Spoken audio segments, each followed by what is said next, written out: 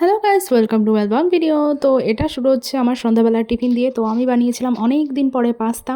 তো মোটামুটি খেতে ভালোই হয়েছিল, খুব একটা ভালো হয়নি কারণ আমি ডিমটা দিইনি, ডিম ছাড়া রান্না করেছিলাম তো তার জন্য। আর এটা হচ্ছে পরের দিন সকালবেলা আমাকে একটুখানি টুকটাক কাজ করতে দিয়েছিল, মানে রান্না আমার মায়ে করেছে। তো পাতাকপি সেদ্ধ করতে বলেছিল, আর এখানে সর্ষে একটা ফোড়ন দিয়ে গিয়েছিল একটা তরকারি করবে বলে আর কি। তো মাঝে মাঝে গিয়ে আমি একটু নাড়া দিচ্ছিলাম, আমার মা রান্না করছিল আমার মা। তো এখানে এটা কি লাউয়ের তরকারি করেছিল, আর তারপরে ওটা একটা পাতাকপির ভাজা করেছিল, আর এখানে আমি আবার পাতাকপি কুচিয়ে নিয়েছিলাম একটু বড়া ভাজবো বলে।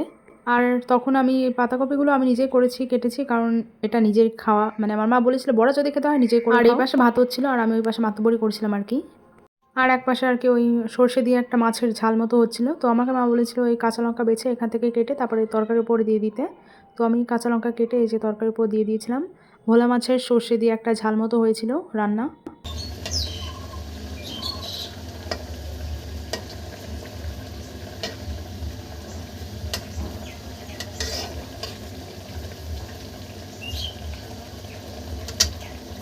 তারপর ওইদিকে মাছ করতে করতে এদিকে আমি পাতাকপিটাকে বেসন দিয়ে ভালো করে মেখে নিয়েছিলাম, আর যা যা উপকরণ লাগে দিয়ে দেন আমি এখানে ভেজে নিচ্ছিলাম।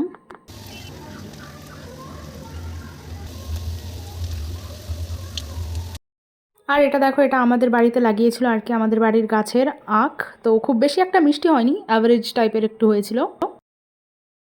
আর দেন এটা ছিল আমার রাতের ডিনার, একটা রুটি, মাছ, আর এখানে ভেজিটেবলস নিয়ে নিয়েছিলাম, ডাল নিয়েছিলাম, আর এখানে ছিল স্যালাড।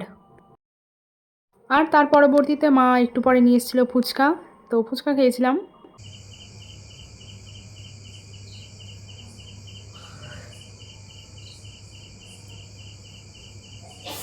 আর এটা ছিল তার পরের দিন আমি গিয়েছিলাম পড়াতে। আর দেখো কি সুন্দর, মানে মেঘ করেছে, এত সুন্দর লাগছিল আকাশে। তো আমি ওখানটা দাঁড়িয়ে পড়ে একটু ভিডিও করে নিচ্ছিলাম।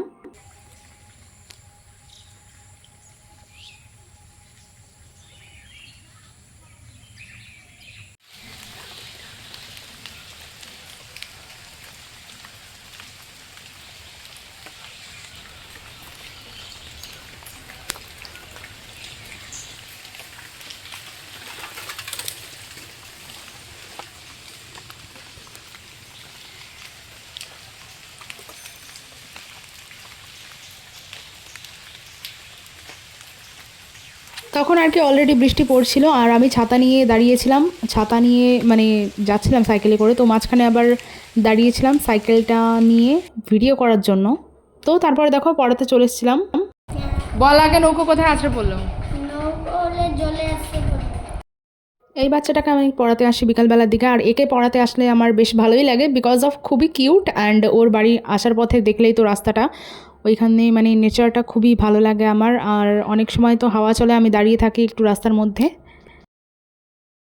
তো তারপরে বেশ কিছুক্ষণ পড়ালাম, পড়ানোর পরে আমি চলে গিয়েছিলাম বাড়ি। আর বাড়িতে এসে আমি ছাদে উঠেছিলাম, আর দেখো কি সুন্দর একটা দৃশ্য আমি দেখেছি, রামধনু উঠেছে। আর এটাকে দেখা আমি কি বলবো, লাক মনে করি যে মানে সবাই দেখতে পায় না, আর অল টাইম দেখাও যায় না।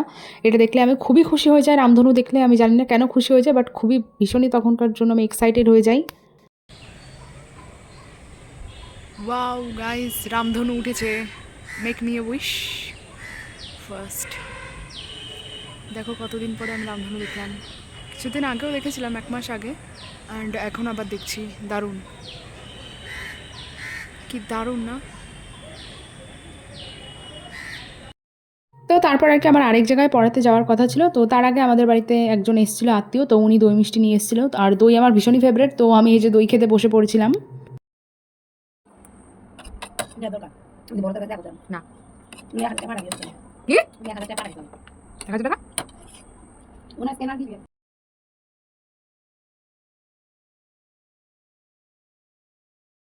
আর এই যে আমি খাচ্ছিলাম, আমার মা তো আমার সঙ্গে গল্প করছিল, আর আমার ভাই এসে আমাকে ডিস্টার্ব করছিল, তো ওকে একটু বকা দিয়েছিলাম, তো তার জন্য ভয়েসটা আমি ছাড়লাম না।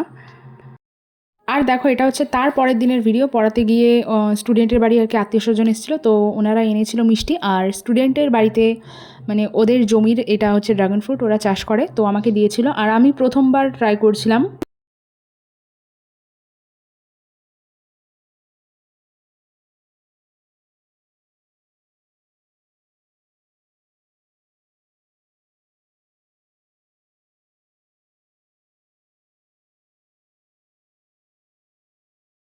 আর খেয়ে দেখো আমার এক্সপ্রেশন, মুখের এক্সপ্রেশন দেখে বুঝতে পারছো আমার খুব একটা ভালো লাগেনি, আর অ্যাভারেজ টাইপ অফ লেগেছে।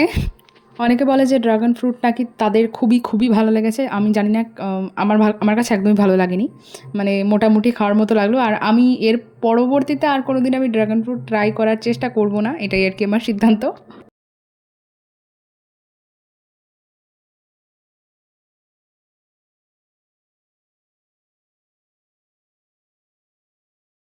তো খুব কষ্টসৃষ্টে আর কি আমি ওইটুকু ড্রাগন ফ্রুট আমি শেষ করেছি, কারণ প্লেটে ফেলে রাখলে ওর মা মানে খারাপ ভাববে যে খাইনি, দিয়েছি তো তার জন্য। তো তারপরে আমার একটু পার্লারে আইব্রোজ কাটিংয়ের কাজ ছিল, তো আমি তারপরে পার্লারে চলে গিয়েছিলাম পড়ানোর থেকে এসে।